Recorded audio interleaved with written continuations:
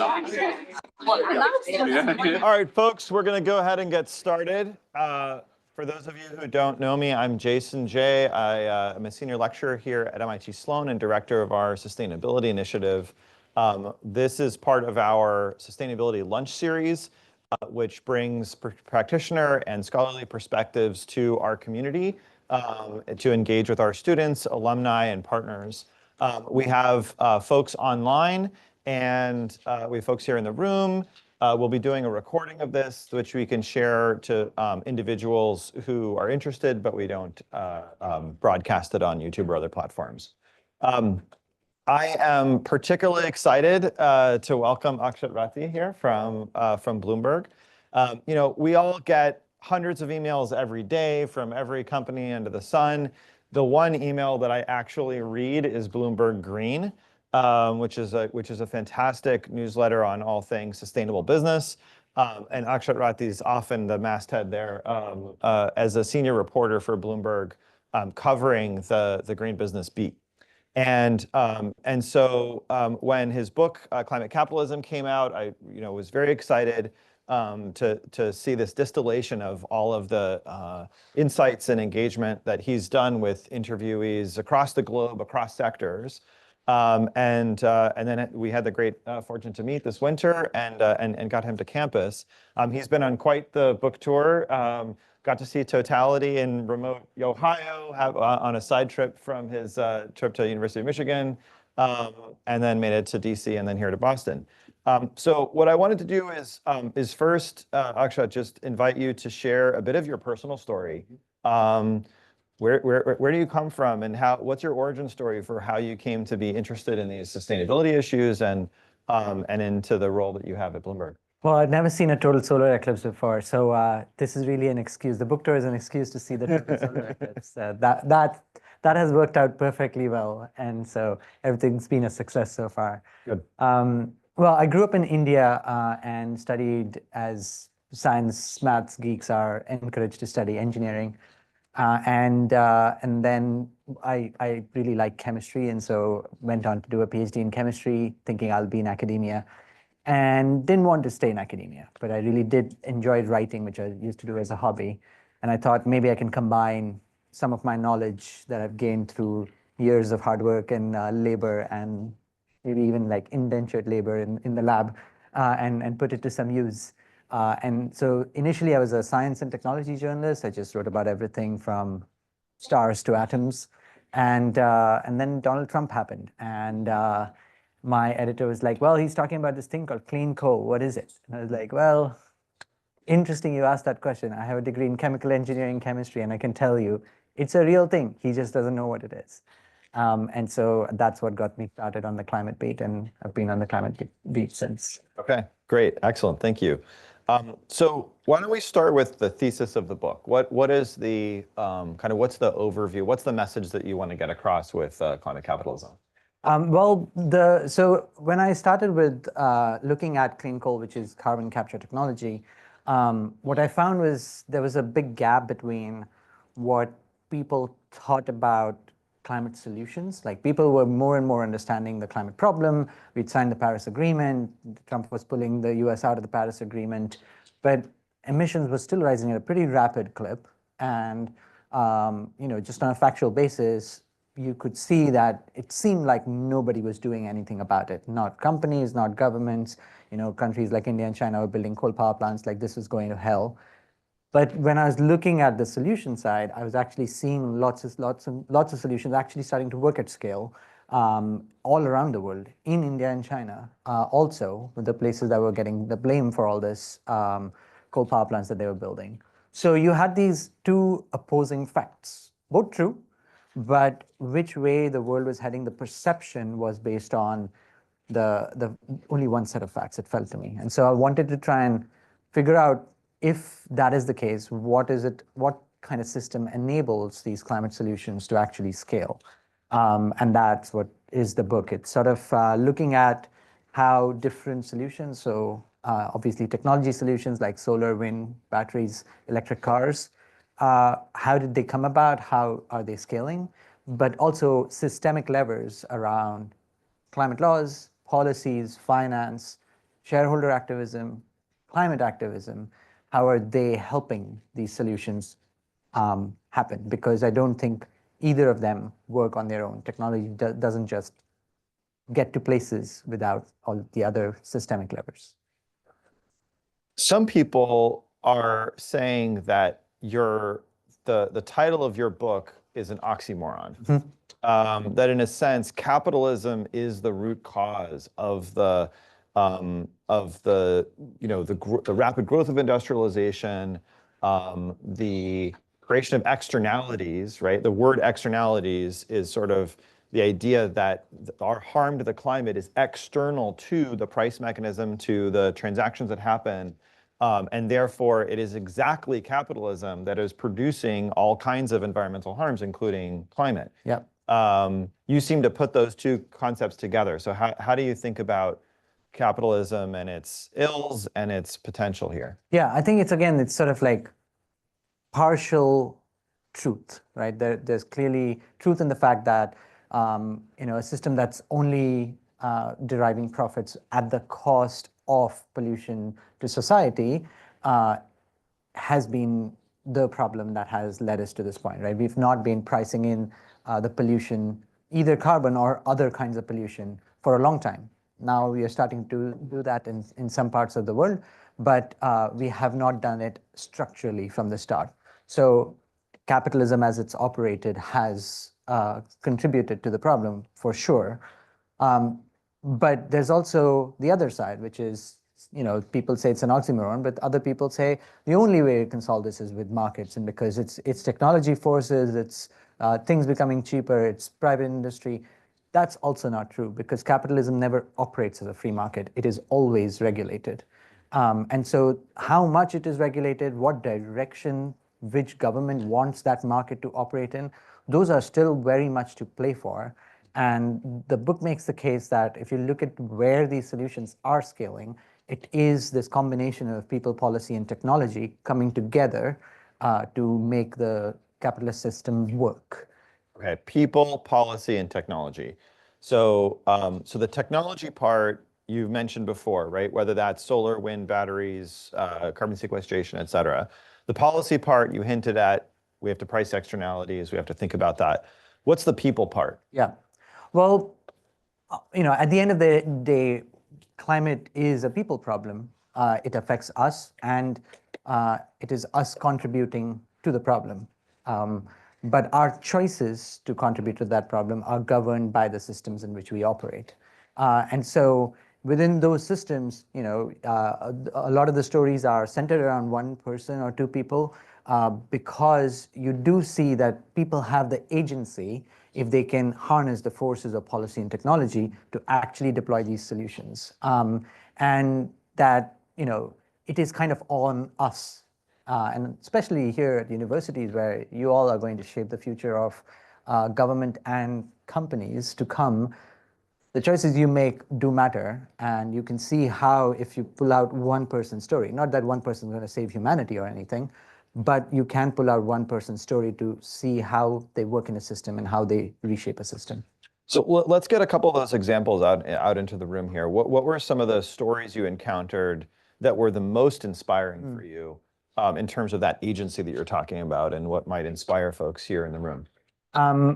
Well, you tell me which domain would be of interest. Do you want to pick a company? Do you want to pick a fossil fuel company, a clean energy company? Do you want to pick a government official, an international institution? Or you tell me which. Okay, great. So we're sitting here in the MIT Sloan School of Management, right, which is the MIT's business school. So innovative new businesses is probably the sweet spot for this community. Yeah. So one of the companies that I feature is a company that you all probably now know as Ørsted, which is an offshore wind giant. Except that company was founded in 1972 as Danish oil and natural gas. And so a lot of the business school case studies, I haven't seen if MIT Sloan has one, but I know that other business schools have case studies looking at Ørsted's transformation. They tell you the story of how a company in 2009 decided we're going to move away from fossil fuels, and by 2020 had almost completed that transformation. It's never been done in history. No big fossil fuel company has actually turned around and become a clean energy company.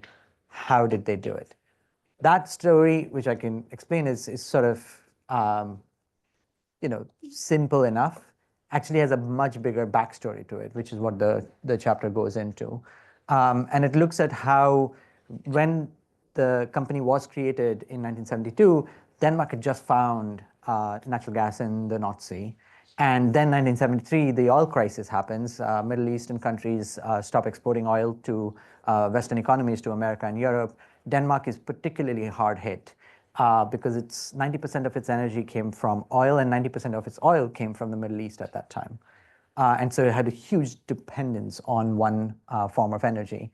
And it realized that it had this state-owned institution, and it had just found some fossil fuels. So it used Danish oil and natural gas to go and explore for oil and gas. So that's what it did for the first 20 years or so.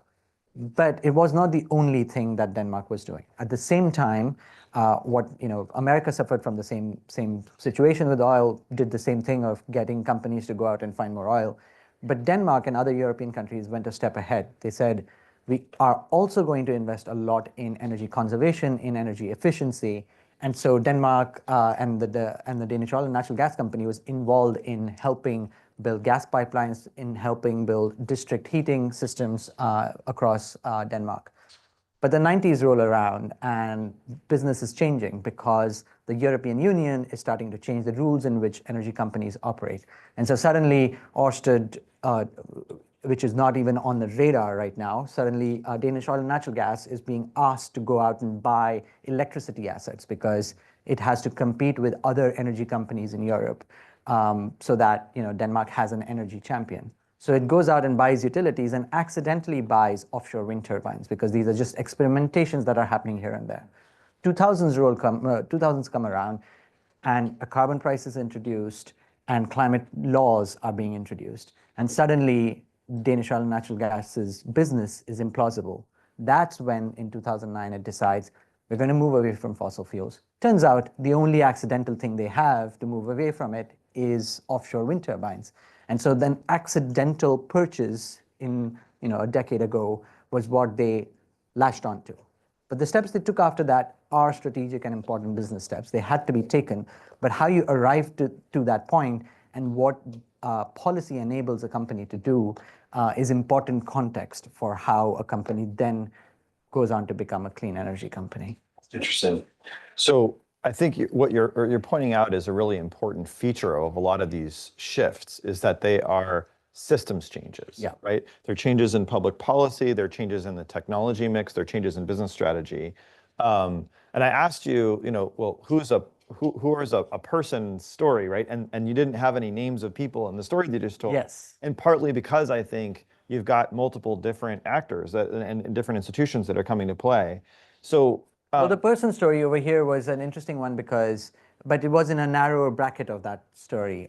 So Anders Eldrup, who was the CEO of Danish Oil and Natural Gas on the cusp of it becoming Ørsted, was a finance guy who went to government, was in the Ministry of Finance, had spent most of his time as a bureaucrat in the government, and then was appointed to go out and become CEO of Danish Oil and Natural Gas because the government wanted to make the company be an energy company rather than just an oil and gas company. But once he became a CEO of a company, he had completely different mandate from what a minister's mandate is. And so he had to come up with a strategy to figure out how to move an oil and gas company away. But he came from a background of policy and government and had to use some of that thinking to enable the transition. I think what this example also illuminates is that there's not just climate capitalism, there's climate capitalisms, plural, right? Yes. And the way Denmark does capitalism is very different from how the USA does capitalism, from how China does capitalism, from how India does capitalism. Yeah. So since we're talking here in an American context, where do you see sort of hope, or where do you see kind of what are the positive directions that America can take as we try to develop our species or our version of climate capitalism? Yeah. So I mean, if you have to boil it down, what climate capitalism says is basically you're having climate change modify how capitalism works. And that modification can really only be done at scale by government. There can be initiatives that come from private industry that can take you to a certain point. If you want to do it at scale and create entirely new markets, you need government policy involved. But how you do government policy can depend on the political context in which capitalism is operating. In China, you get sort of a nationalistic, export-driven capitalism where China wants to create these industries to satisfy domestic demand, but also then become export industries. Solar, battery control. Exactly. Electric cars, wind turbines, now increasingly hydrogen. China makes all of those things and makes them well and cheaply and provides those solutions first for its domestic market and then globally. The American form of capitalism is very different because you have a divided politics here, and the only way in which you get any consensus is to have injection of huge amount of subsidies that would make these green technologies cheaper to buy rather than punish the companies that are polluting. That also works. We know that if you make those choices happen, people do buy cheaper goods. Economics plays its part. But it has its limits because how much you can push that system is yet to be tested. Whereas if you look at what Europe is doing, where Europe also in a way operates like America as a federal institution at the top and then states underneath it, but the states are a lot more powerful because they're sovereign states. And so you can't make laws, you can't have an EU law that applies suddenly across all members. So what the EU ends up doing is that it does have the advantage that across its political parties, there is consensus on climate action. So it uses more of its directions because that is what EU can do. It can give a directive to other governments to follow, but it doesn't have quite the financial heft of driving it through subsidies. There's some subsidies available, but it's mostly direction given to what counts as a clean energy investment, what counts as a green investment, what counts as ESG, what counts as sustainability. All those things that if governments define them, then markets have clarity what those definitions are. And so the European climate capitalism is very different from American one. And then India is a much harder problem because it's not a wealthy country. Less than $3,000 per capita GDP, has much weaker governance, much weaker regulatory powers. Is not the home of inventing all these technologies. But when things become cheap enough, it can really scale them very quickly. So it did that with solar. It's now doing it with electric two-wheelers. And so you need to get to a point where you allow for countries like India to then adopt those technologies at scale. Great. I want to transition to our audience Q&A in a moment. So if folks have questions, warm those up. I want to just, since we're here at MIT Sloan and some of you are in our sustainability courses, when we talk about this tension between climate and capitalism, one of the things that we try to wrestle with is the growth imperative, which is kind of at the fundamental engine, right, of capitalism. And as you described, India is trying to grow as much as possible to get to that level of prosperity that we've enjoyed here in the global north. But if we, that engine is also part of what's driving us toward the cliff on climate. So do you grapple with these, or have you seen people grappling effectively with these questions about what is a steady state or a degrowth or type of economy? How might we think about those types of questions? Well, one other thing I do in the book, which is that there isn't one answer to this problem. It's too big, too complicated, geographically varied. What resources countries have, what politics they have, all vary. So there isn't one solution that's going to solve this.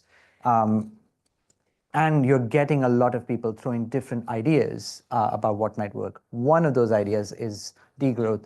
Now, within degrowth, there are many ways of doing it, but perhaps the most reasonable one is rich countries degrow, which is they actually shrink their economies, they consume less, allow for what is a finite carbon budget for our climate goals to be used up by developing countries to grow their economies and become richer. The trouble is the politics of degrowth is very hard. We are not even before we go to growth and degrowth, America doesn't have carbon pricing federally.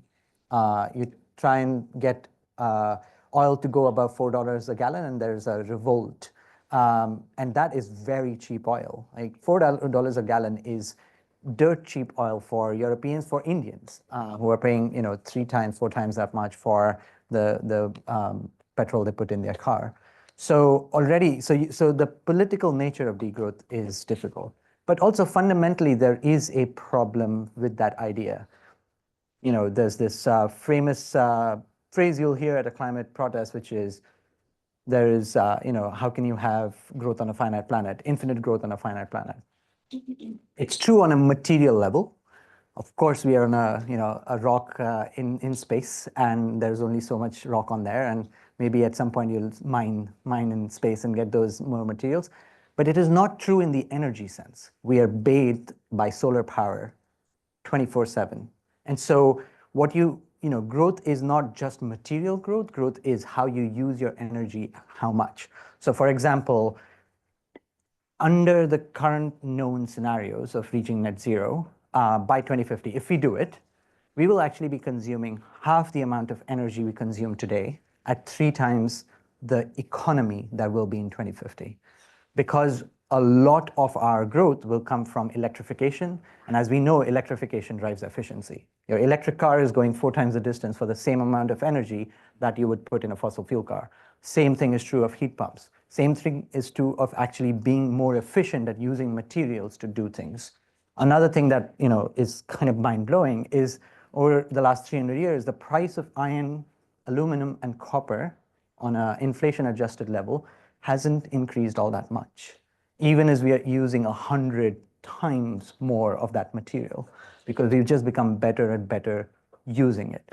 So, one, there's the problem of degrowth politics, and then second is the problem of actually it's not really limitation of resources. There's some material resource limitations, but there's no limit on the amount of energy we can use. It's about how to make that system work together. That's what we need to solve. To dematerialize and then to manage some of these externalities. Yeah. And then the argument is that and to use energy, but use clean energy rather than fossil fuel-based energy to be able to drive the system. Great. All right, I want to go to the audience here for questions. Trace, you want to get us started? Yeah, thank you so much for being here. This is like super informative. I have a question that I saw, was looking at some of your reporting on this. So I'm from like South Louisiana, a region known as like Cancer Alley, right? And especially at a place like MIT, I think we have a tendency to really love like the sort of sexy technological breakthrough thing, right? So we think about carbon capture and so many of these things become like a very heated debate like in my community, right? Where like our economy in Louisiana is like so heavily dependent on oil and gas, pressure chemicals, right? Yeah. And there being a lot of the backers of this technology, and even we're seeing that regional economic development agencies and state economic development agencies like pour a lot of support in getting money from the Biden administration to do like these like demonstration projects, hydrogen hubs, et cetera. Yeah. I'm curious about like your take on like how do we ensure like these new sorts of technologies or these like, well, I guess one, like whether you think carbon capture in the current iteration of it is actually going to get us to like address the climate crisis. And then secondly, like how do we embed tackling environmental justice within like addressing the climate crisis, right? So I think the perception and the concern by like with community members that I know back home is that maybe these technologies will work out eventually. Yeah. Maybe that's a question mark. Yeah. But what's definitely going to happen is they're probably going to extend the lifeline of these like fossil fuel infrastructure, these chemical plants, by several years, and that's going to continue to lead to the PM 2.5 and other sorts of pollution that we have. Yeah. So I'm just curious, like how you make sense of all this in the context of environmental justice. Yeah. Do I have to repeat that for the online? I know the online folks should pick it up through the ceiling mic. Let me answer the technology question, which is much simpler to answer. Carbon capture technology is 50 years old. The first large-scale carbon capture plant was built in 1972. And it was used to be able to take carbon dioxide from a natural gas processing facility. So natural gas, as you extract it, often has CO2 just mixed with it. You don't want to ship product that doesn't have natural gas, but other stuff in it to consumers. So you separate the CO2. And what they did with that CO2 is they actually re-injected it back into an oil well. and increase the amount of oil that they got out of the system. It's called enhanced oil recovery. And as you can see, that process makes money because you're getting more oil out. And so that's what carbon capture technology has been used for most of its 50 years.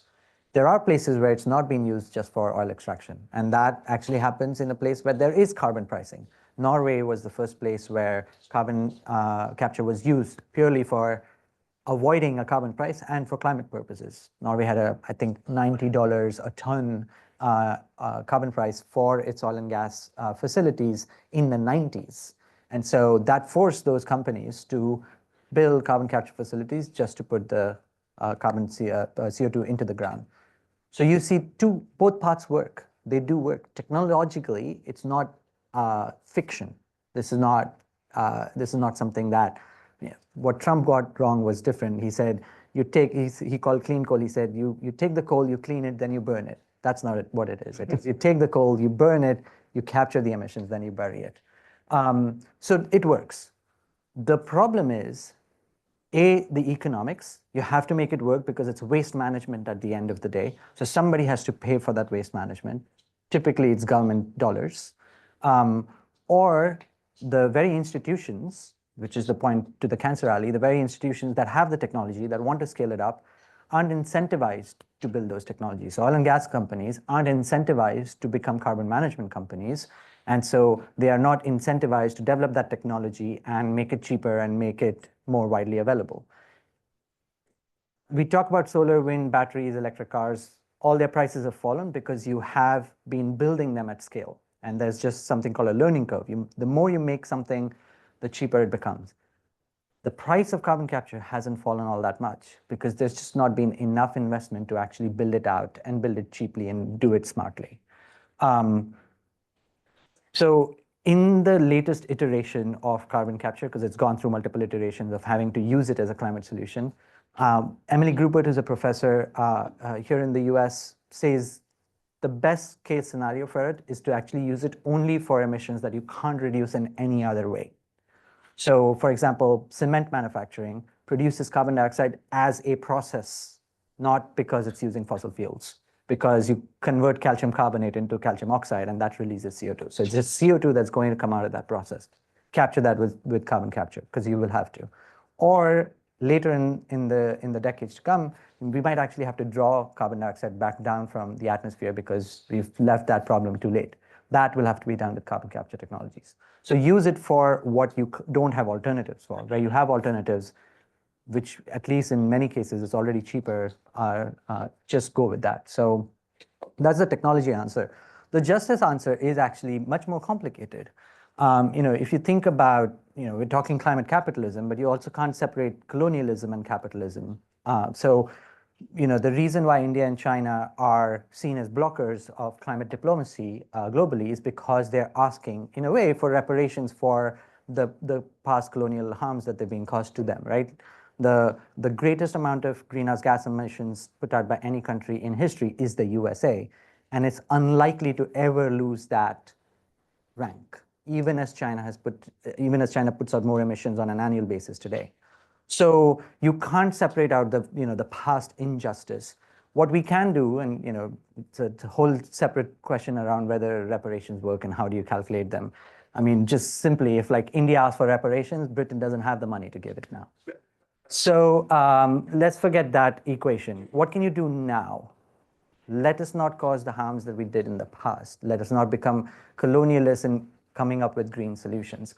So that hasn't been a solved problem yet. It's not in the book because there isn't a scaled up solution on how to do it right. But there are shoots that you can start to see. So there is a work that European Union is doing with Chile and some other South American countries, looking at how they can get access to copper and lithium because they don't have them in their continent, while providing them with technology like building electric buses in those places, bringing jobs to those places.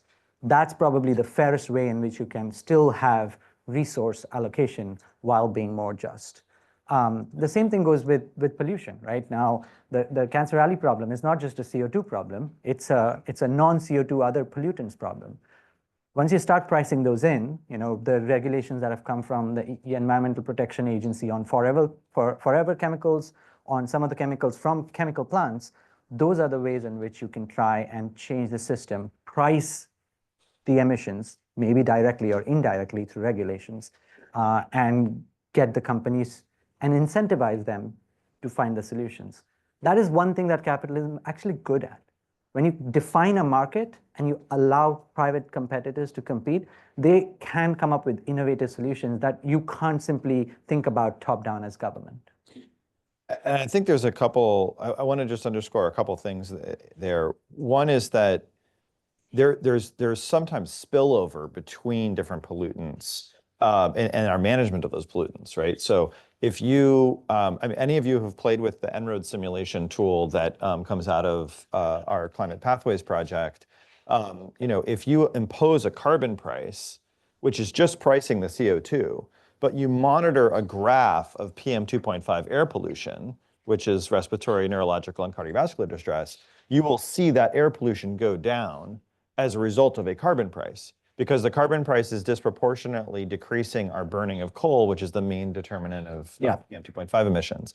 And similarly, if in the oil petrochemical industry in the Southeast, right, as we transition to electric vehicles or other sources, like you might ramp down production. It's unclear because you might just export the oil. So, and then therefore there might be a spillover in terms of or spill under in terms of less ground chemical pollution.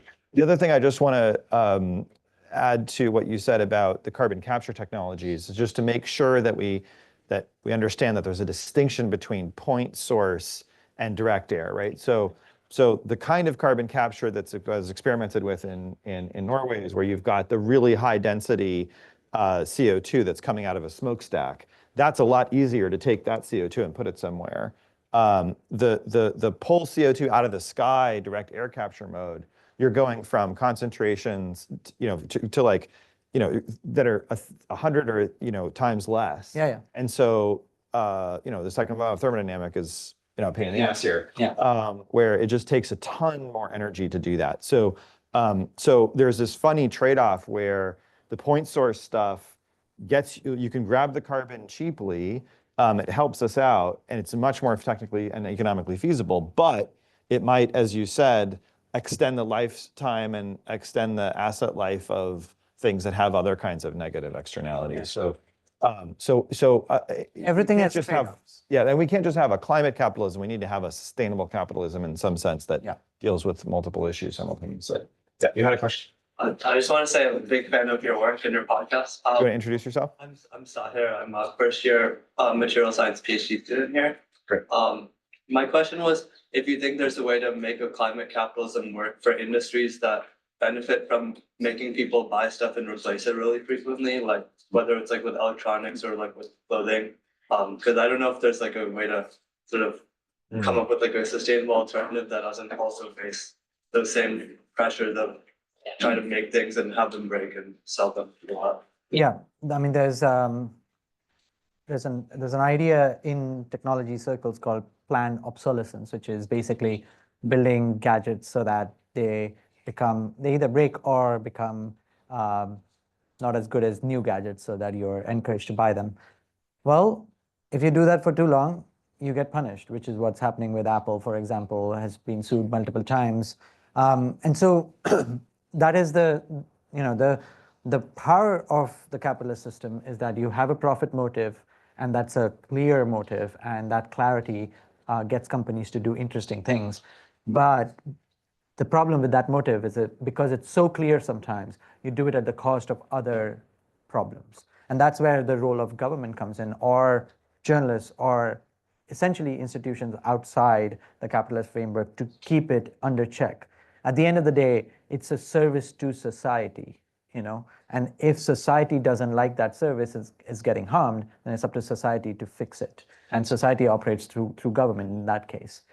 So yeah, I mean, I think the other option, which we didn't talk about in degrowth, is how do you get people to consume less? That is something that is also a valid solution, and it should be pursued. It's just that I haven't seen it work at scale. And that is not to say it won't work at scale. It's more a cultural change rather than It can be policy change, but it is much deeper than it is simply policy change. So when there is a solution where people start consuming less because of either a policy change or a culture change, I would love to write about it. I'm very worried about this. I mean, the trajectory of fashion, clothing fashion, for example, going from Gap to H&M and Zara to Shine, right? We've seen just the massive acceleration of the pace and the flow of these goods, and therefore all of the externality flows associated with the production and the end of life. And so how we, and I think the framing is really important. So you said, how do I get people to consume less? I think that's a very hard sell politically, like the grow less. But I do think that how can we consume better? Yes. Right? Because it's possible to own fewer, more expensive things and spend the same amount of money, and the companies to earn the same amount of money, but to get that through durable, multifunctional goods. That was sort of the Patagonia ethos, as opposed to the Shine ethos. And so I think there's a lifestyle concept there that's different. Yeah. But and so some of those things can be dealt with through other aspects of the system, like you said, maybe regulation, maybe cultural influence, Yep. journalists and so on who expose these topics have a really critical role to play. I would actually love to pose a question to you, and then when I go to another audience question about this role of journalists. Mm-hmm. Can you if we step back and you think about the stories that you've written in the Bloomberg context and in the book and so on, and those stories sometimes have impact, Mm-hmm. right? They change the way people think, though they change the way they judge, and maybe they might even have an influence. Can you tell a story of where your work had an influence that you were surprised by or that you Yep. were delighted by?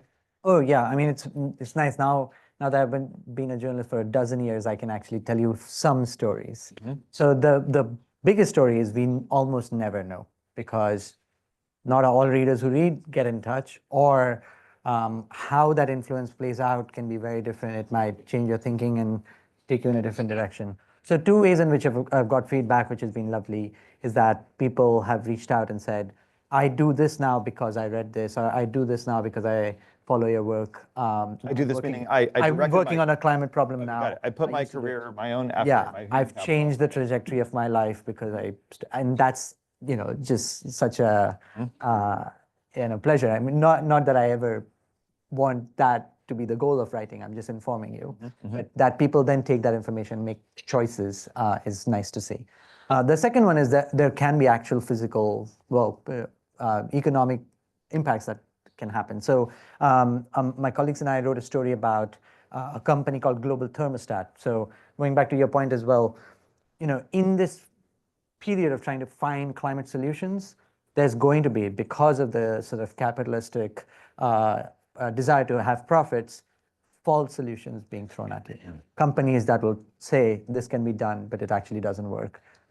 To some extent, fashion is currently in that period where it was ignored for a long time. Suddenly people are like, no, this is a very bad industry when you look at carbon footprint, but also like water use, etc. Now they want to fix it, but a lot of the solutions that are coming from the fashion industry are pretty false solutions. So one of the companies that we wrote about is called Global Thermostat. It was a direct air capture company, is a direct air capture company. And we wrote about a CEO who was running the company poorly, and as a result of that, the CEO was fired, and now the company is went through a reorganization for a new CEO and trying to rebuild. So that's one. The other one is we wrote a story called the ESG Mirage. This is something you are very close to, some work that Sloan has done and you and your colleagues have done, which looked at how the measures of environmental social governance that were being used by financial organizations to make investment decisions were being made based on marketing rather than the real metrics. So we investigated a company called MSCI, which is the biggest company that does ESG ratings. It gives companies a AAA, BB, the kind of like credit rating that makes you feel like the company is good company to invest in or bad company to invest in. But what we found was it was only really measuring the risk of regulation that might affect the company's bottom line. So McDonald's, for example, was given a rating upgrade because in UK and France, it was applying some amount of plastic regulation, recycling schemes because there was regulation coming in and they were ahead of the regulation. But in its report, it said its carbon emissions have no material impact on its future. And so we disregard its carbon emissions, which are giant given the amount of beef it consumes and feeds to people.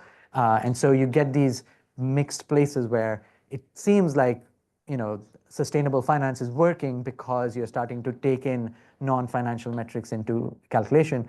But unless you know the numbers and you actually really take the true metrics, you are not making the right decision. So as a result of that, again, not just because of our work, but other work that followed your work, now there are regulations in the EU to try and make it clear what is ESG, what counts as ESG, but also to have companies like MSCI split their businesses from a ratings company and a consultancy company. Because one of the things they were doing was, on the one side, rating a company, on the other side, providing services on how to improve your company's rating. And you don't want those companies, the incentive system for those to need to be separate. Yep.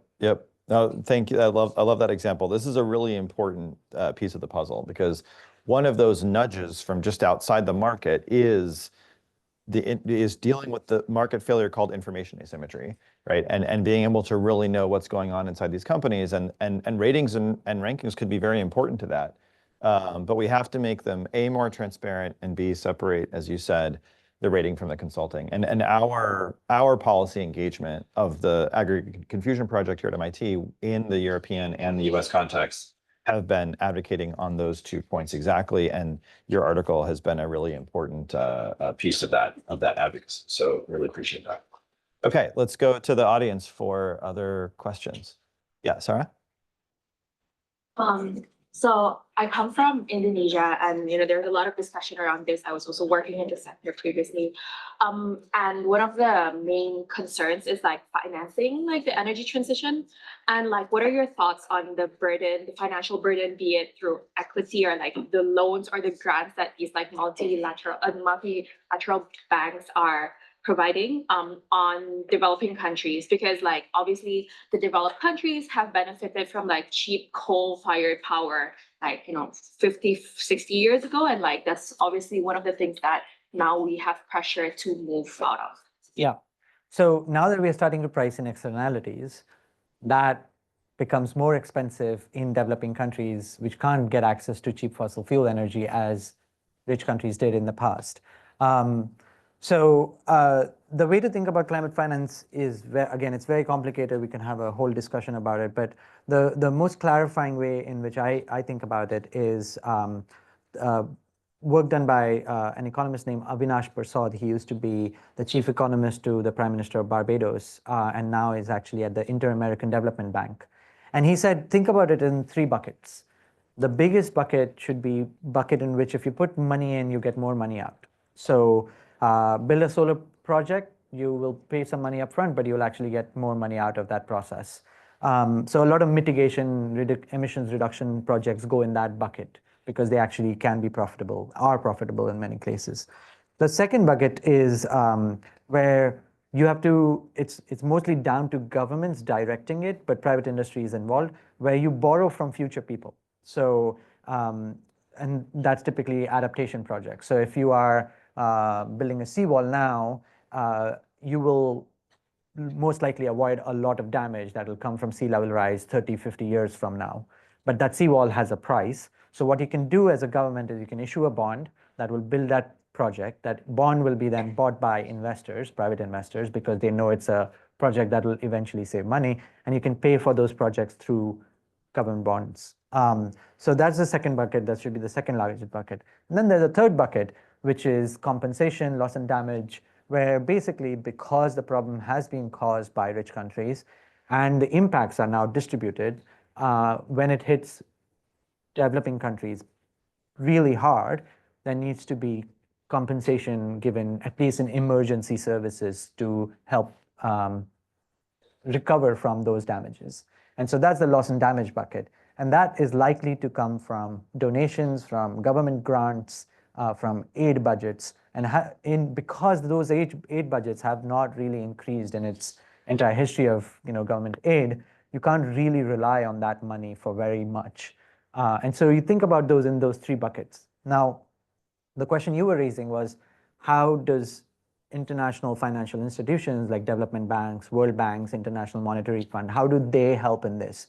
Well, they're crucial because they are banks, but they are government-backed banks. So their shareholders are all the rich countries. Well, all the countries, but rich countries have bigger shareholding. And their mandate is not to make more money. Their mandate is to make sure that the money that they have is put to use for development, for economic growth in other countries, in developing countries. So they do have that mandate, but what has happened is they are now old institutions and they're very bureaucratic, and sometimes getting the money through that system can be more painful than actually getting it from private investors. And the money that they're putting isn't taking into consideration climate risks and climate damages. So those are the conversations that are actually happening this month, next week. The spring meetings are next week. Beyond Bretton Woods. Yes, what will be the reform of these institutions and how will they work in an era of warming? And I would strongly recommend Akshat's podcast episode about the Barbados agenda with, I think you had Avinash on the show, and which I think you re-released right before the COP in Dubai to kind of nudge the conversation. I sort of interpreted you as trying to nudge the conversation there a little bit. Yeah. Great. So a lot of times companies market certain like products like plastic packaging, all those things as sustainable.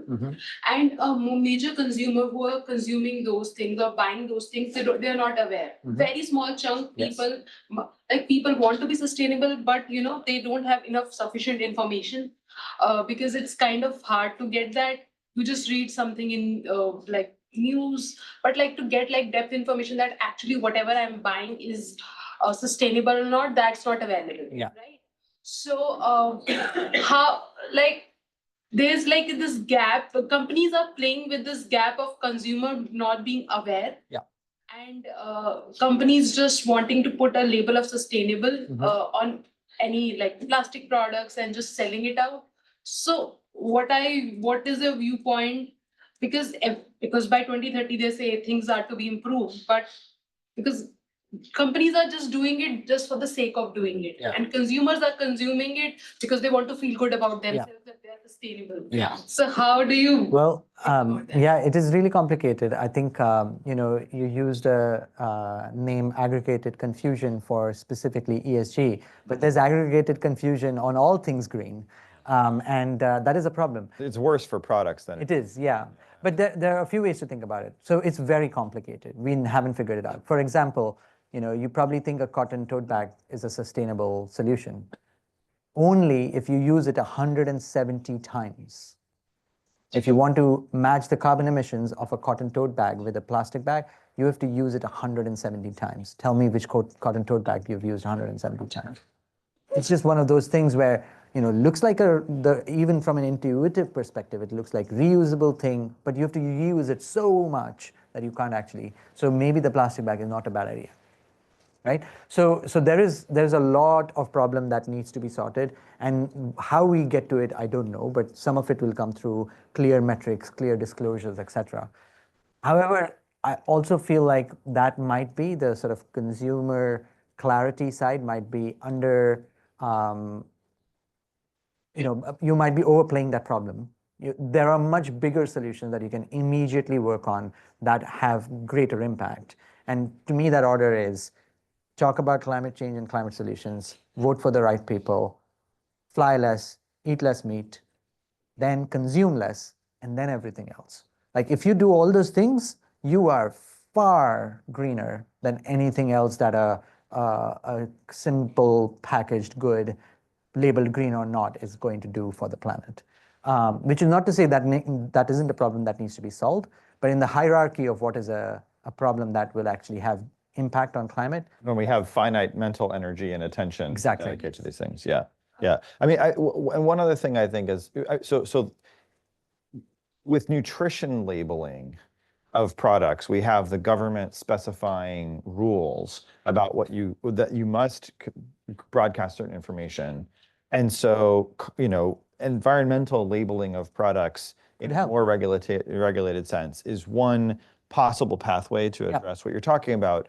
But it comes in at a cost, right? The SEC over here put out rules to say you should now disclose Scope 1 and Scope 2 emissions, not even Scope 3 emissions. They're already being sued, and those rules are not coming in place. So yeah, I mean, this is why policy, when we talk about policy, matters so much, because when it works at scale.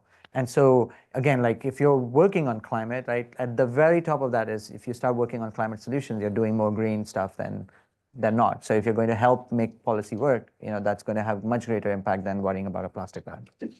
And even if you were going to roll out some kind of labeling scheme, you would want to sort of prioritize the most impactful decisions that we make. And in a sense, that is what we do, right? When you go to buy a car, it is mandated that you have to see what the energy efficiency of that car is. When you go to buy an appliance, there is an Energy Star label that tells you how energy efficient that appliance is going to be. We don't have it for the meat, which was in your list. We are starting to have it for the flights, right? When you are searching for flights online, it'll tell you the relative carbon emissions of those. Although they're always only relative carbon emissions, not absolute. So the choice to not fly at all is often not showcased. Well, there's the option of buying cheap offsets so that you don't feel guilty about it, which never works. But actually, I love, since you just mentioned offsets. Hot off the press. So I don't know if you've formed I have followed on this. Okay. Yes. So the Science Based Targets Initiative this week announced that they were going to allow offsets as part of companies' science-based targets for Scope 3. The board of trustees of SBTI then rebelled. No, it's the other way around. Issued a statement that... No, it's the other way around. The board of trustees put out the statement saying SBTI is now going to allow this. And the employees of SBTI in the technical committee said, that's not how governance that you signed off on works. You can't speak for all of SBTI. And you are speaking on technical matters that are the technical body's mandate. And you should resign. They want the resignation of the board of directors, of the CEO, an apology, a correction. It's a big list. So, and the emotional arc of these last 2 days for people who are in the carbon space has been really interesting, right? Because I was at an event last night where it was like a lot of high fives and fist bumps about like, excellent, like because they're all involved in sort of certifying, formation and certification of carbon credits. And they're like, great, companies that are SBTIs will be our customers. And then now it's like, wait, this actually may undermine the entire SBTI legitimacy in the first place.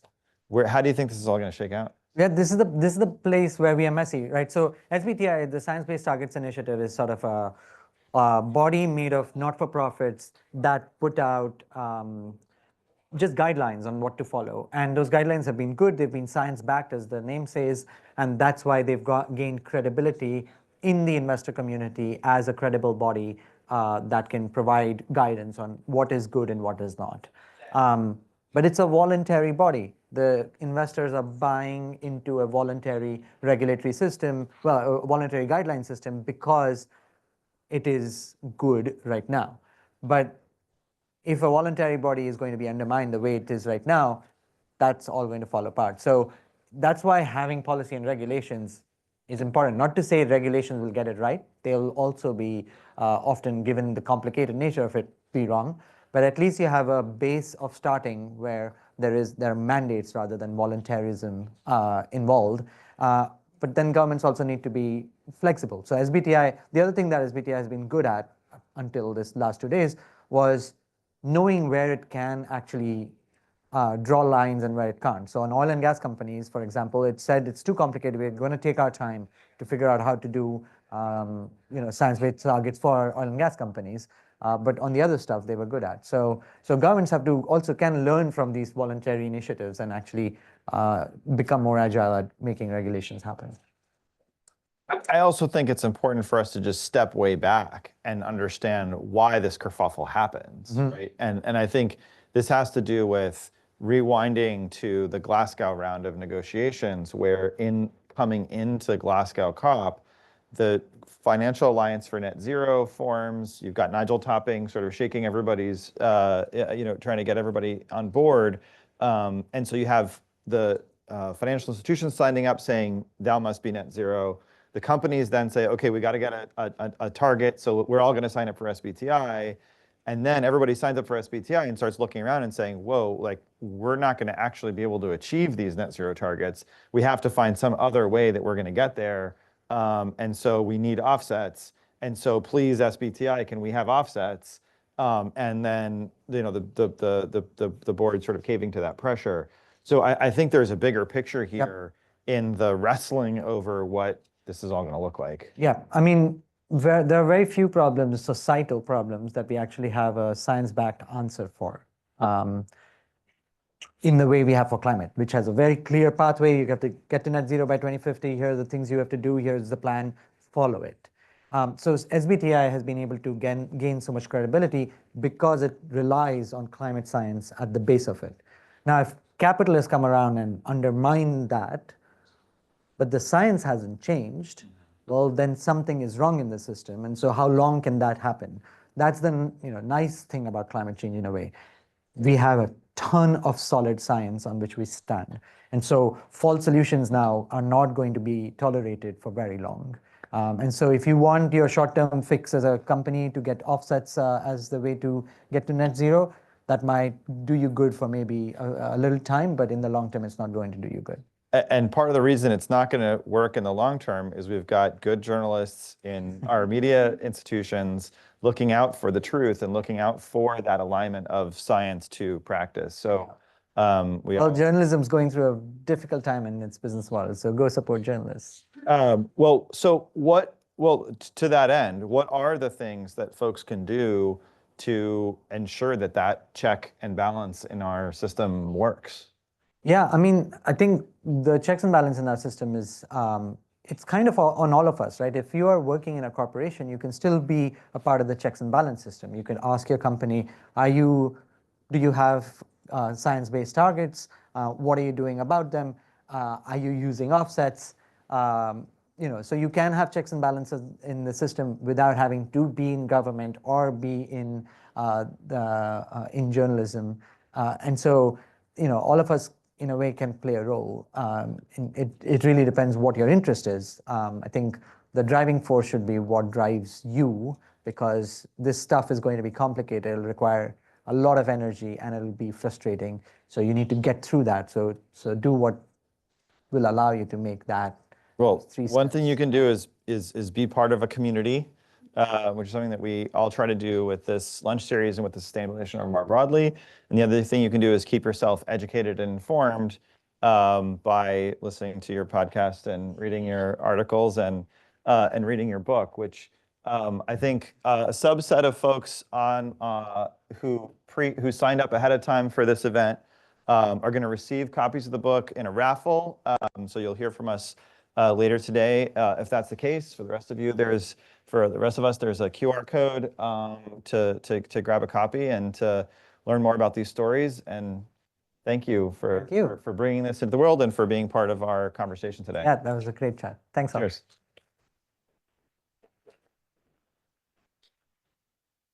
You're in.